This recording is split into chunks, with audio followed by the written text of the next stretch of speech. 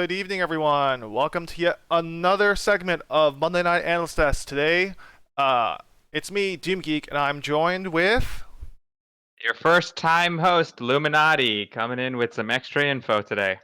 very exciting to always have some new talent and speakers on Monday Night Analyst Desk. I know we have a lot to cover. In particular, we have a special, exciting announcement that will occur later on in this segment, so you don't want to miss out on that. With that, let's just jump straight into the games, Illuminati. Let's take a look at Game 1.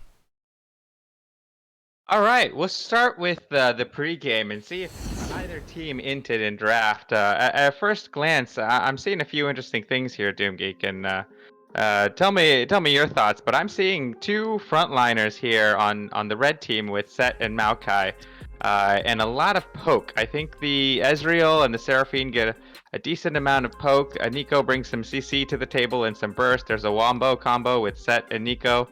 But the blue team has way more consistent damage. I'm seeing two ADCs. I'm seeing Lilia and Orianna bringing lots of great AP damage and tank shred.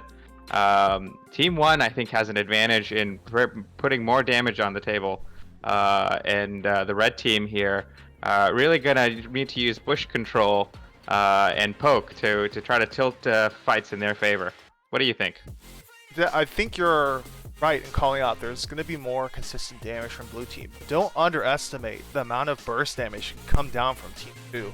You can go see that Nico's ult is going to be able to land a huge wombo, like you said, with either Maokai or Set. And with the follow from Seraphine, you can expect blue team to get locked up for a very long time if red team plays the cards right. And with an Ezreal, you may not need that consistent damage over time because maybe enough of Team 1 is going to go down. If the red team can, if Team 2 can take the right calls and manage to eliminate Team 1 before their damage can like pile up over time, I think Team 2 can potentially wombo their way to victory. It's going to be tricky, but I actually like Team 2. If they can land that wombo, it's going to be really strong. Yeah, that's a great point, Team Geek. Let's jump into the first clip.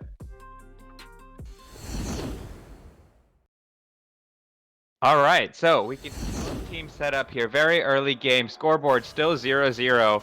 Red team playing in the bush to their poke advantage. Interesting positioning here by Downbad. Walking past the team, gets caught out by Leona, but notice that the rest of his team isn't there help to support him.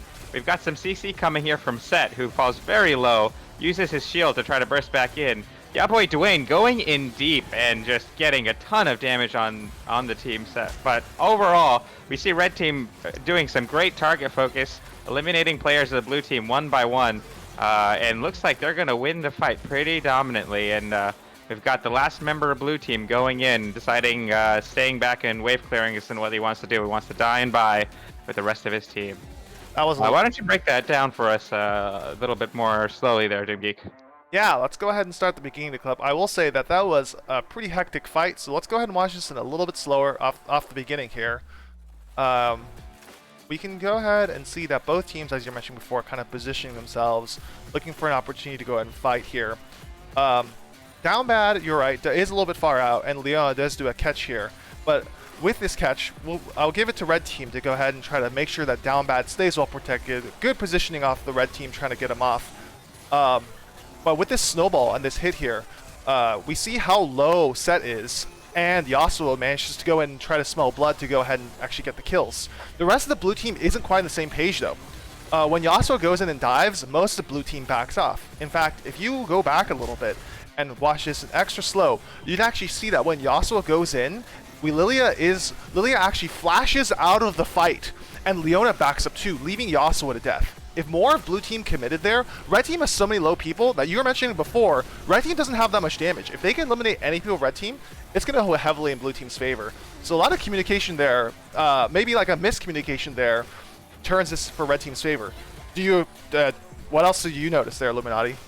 No, it's a great point, Jim Geek. I think if blue team fully engaged in there, you know, they have no risk of falling under tower damage, and I think they want to have fights because they will do more damage. Now, I'm not as familiar with who does more damage early game, and I do think Set has a bit of an advantage in that regard. So it is a complicated formula. So, but certainly the hard commit with Yaboy Dwayne does lean the team in a certain direction. Yeah, and we'll go ahead and see if in clip 2, like, this kind of trend continues with... I think, honestly, we were kind of talking about beforehand, we were saying, oh, red team needs to have better communication. I think, from that clip, both teams need to kind of be on the same page and talk about their target focus and what they want to achieve. Let's see what happens in the second clip right here. So, we're both teams, again, kind of positioning and posturing a little bit here. Red team setting their tanks up. Leona getting cut out a little bit, and Leona gets sent back in. Maokai and this time Nico both landing a big ult here. Orianna ult to go into counter. Seraphine gets the ult, but also with a huge, massive ult to go and dodge. Set trying to go in. Everyone incredibly low health here. It's very unclear who's going to potentially win the fight, but with now it's just Downbat and Set alive. Yasuo is still alive, doing the huge cleanup, and it looks like it's going to be an ace for blue team with 3 people still up for blue. That was a lot really, really quickly. I think we're going to have to go watch this one slow motion yet again to truly figure out what happened there, because it looked like Leona was caught out of position there, or rather, Leona put herself in a tough spot. A great engage from red team, but it falls apart pretty fast. What happens? Yeah, that's it's quite the play here. So let's slow it down and break out what happened. Lots of interesting plays made by many playmakers here. Let me just figure out how I'm doing what I'm doing. Okay, so we start with an Ezreal ult here, which hits a few players. It's an interesting choice to try to maybe start the fight with a bit of an advantage, but doesn't seem to hit anyone, or at least I didn't see any health change. So we've got the 2 frontliners here starting an engage. And I want to pause right here because we have a catch here of the Leona that's completely separated from the damage of the rest of the team. And the red team here has a big decision to make of whether they're going to focus in on Leona or have Leona occupied and out of the fight and go fully in on the rest of the team so that the blue team or red team can get damage in on the squishy. So the decision that they end up making here, we see Nico use Snowball to go in on the fight and Maokai ults. But the attention here is still a little bit split between the 2 teams. And now with the Nico ult, we see several abilities being used here, but an amazing wind wall by Yasuo prevents these the damages, the AP and the AD carries of red team from actually hitting the squishy members of the blue team. So this wind wall really gives blue team a huge advantage in what's become 2 fights where the tanks here are preoccupied with Leona, and the damage really isn't coming through from the backline carries. I want to take a moment there too to go and call out. If we go back just a little bit, we can also see the Lilia manages to perfectly position and just dodge the Nico ult. If just by happenstance, pay attention to Lilia at the bottom of the screen here and notice who gets stunned. Lilia does not get stunned and is at this moment just outside the ring when Nico ult pops. And so Nico ult only hits 1 person. That's a great point to make, Doomgeek. That Nico ult is very strong. Oh, wow, and we have another great play here. Holy moly. We've got Seraphine trying to position away from the wind wall and to get her ult in. And Yasuo timing his ultimate perfectly to dodge Seraphine's ult. And this set here, I don't know who that person is, but they completely missed their attempt to ult the Yasuo away and save Seraphine and grab some other player instead, grab Leona. Into no one. Amazing plays by Yasuo, both to prevent the poke damage from red team as well as to dodge the Seraphine ult. Really seems like some of these players are paying attention to what abilities the enemy team has and what they're trying to do. This fight ends up being a complete domination from the blue team.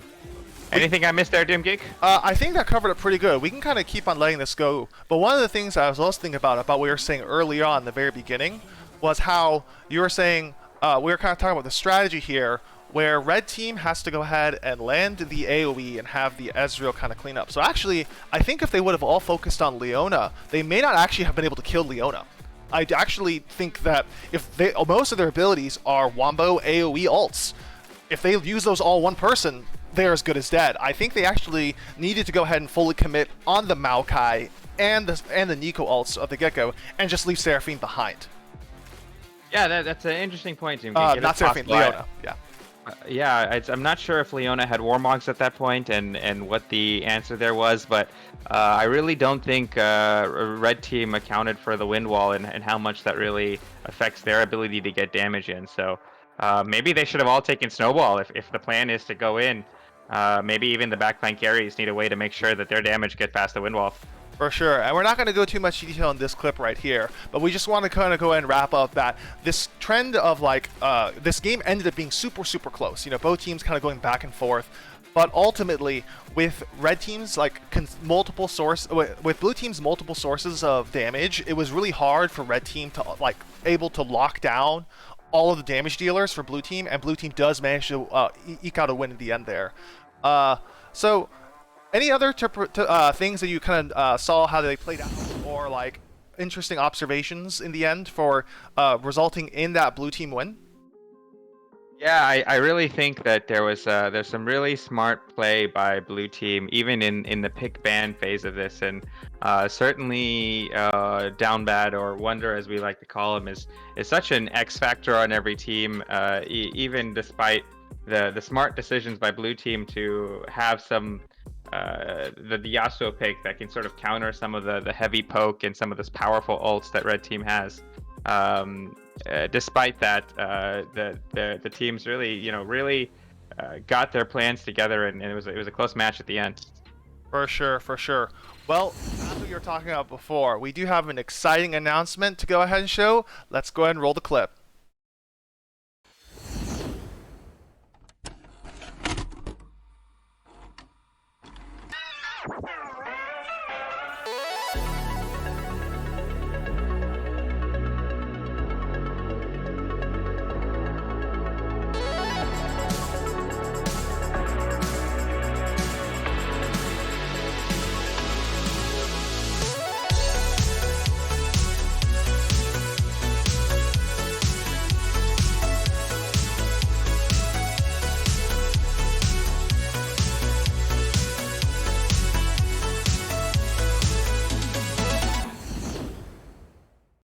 That's right, folks. We're really excited to announce Monday Night Customs Season 1 coming super soon.